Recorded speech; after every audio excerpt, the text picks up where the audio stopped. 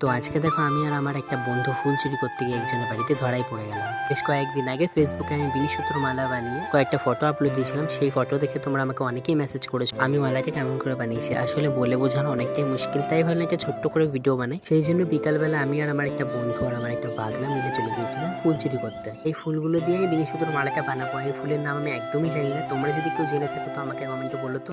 দেখো এখানে অনেকগুলো ফুল আমরা তিনজনে মিলে তুলে নিয়েছিলাম, আর এখানে আমি যে ফুলগুলো তুলেছিলাম সেগুলো তোমাদেরকে দেখিয়ে দিচ্ছিলাম।